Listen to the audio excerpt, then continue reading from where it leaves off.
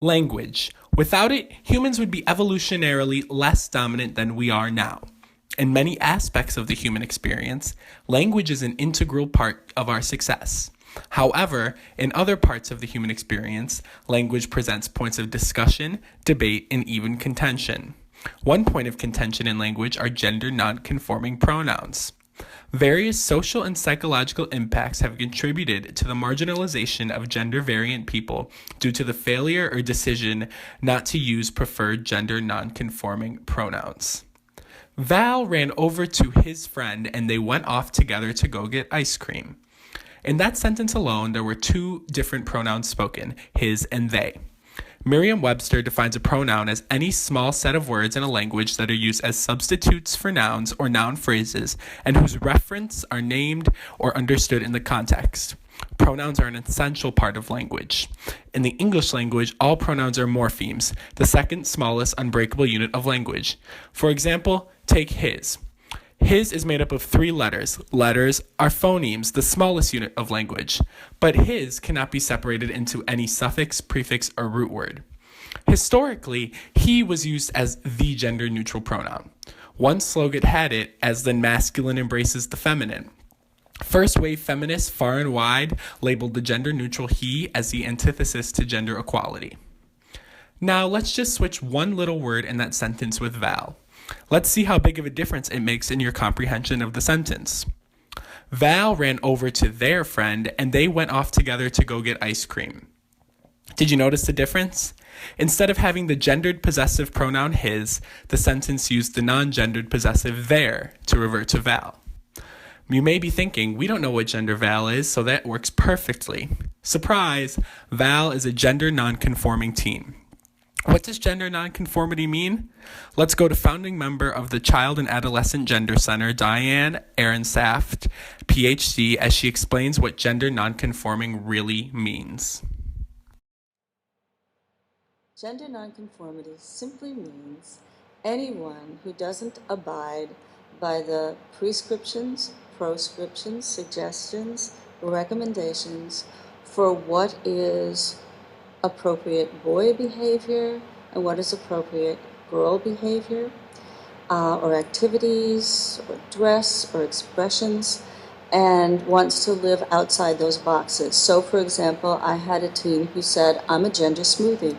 Just take everything about gender, throw it in the blender, press the button, swirl it up, and that's me. Oftentimes, gender nonconforming people do not want to ascribe to the gender binary in terms of their preferred pronoun. Gender nonconforming people may prefer to have the singular they pronoun used in place of the binary ascribing he or she, for they might not believe that he and she exhaust the gender options.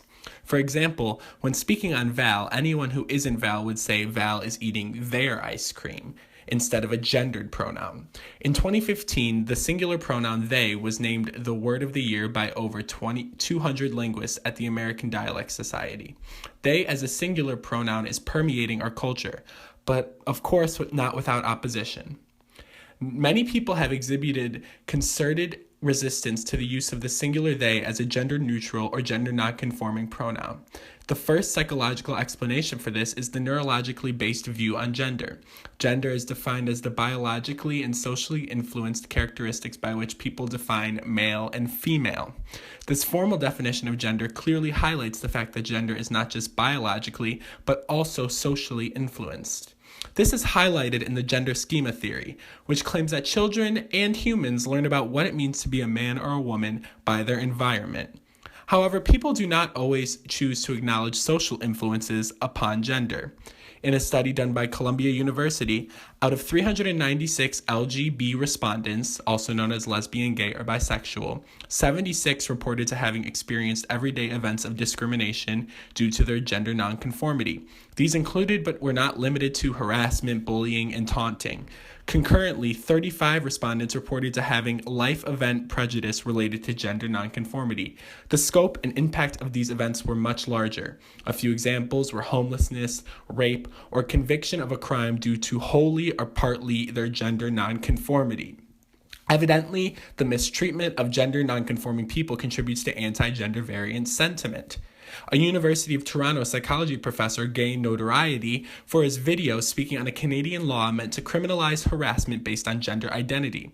The professor is noted as claiming that the government involving itself with gender is reminiscent of totalitarian and authoritarian political states. This type of language shows how many people only view gender variance as a social justice issue or simply a non-issue.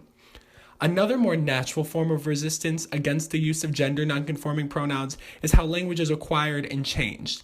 Language is generally acquired in a person's younger years, usually prior to the age of 5. This time frame is when the brain has the greatest plasticity or ability to change and grow, and therefore the most conducive time for learning and mastering the complexity of something as vast as a language. Since there is no research specifically on the changing of language and its psychological connections, it is beneficial to look at that vast and comparable research of learning a second language. Professor Sandra Klein of Bunker Hill Community College says in regard to learning a second language that since an individual's identity is developed within a context of communication and interaction, for example with family members and peers, and since language plays a salient role in interpersonal relations, language becomes central to the sense of self. Changing that basic sense of who you are can be difficult, to say the least, particularly where the individual's sense of self-efficacy or confidence in her or his key abilities is challenged in the process. Applying the same idea to using the singular they is very effective. It is possible that someone could have been conditioned to only see their linguistic pronouns through 3 genders, male, female, and a collective one. Changing this language could challenge what someone sees as their sense of self. This is especially prevalent as a person gets older, as the brain loses plasticity and therefore its broader ability to master new things as efficiently and effectively. All aspects of language change, whether that is lexicon, syntax, systems of sounds, or meaning. The changing tide of pronouns and gender variance is simply another fork in the road of evolving language. Linguist Jeff Nunberg says, English is never going to have a one-size-fits-all pronoun the way Chinese and Finnish do. We spent the last few hundred years struggling to get our unwieldy pronoun system to line up with our genders, and that was when everyone thought there were only 2 of them, unquote. Since there cannot be a one-size-fit-all, why don't we just leave they alone?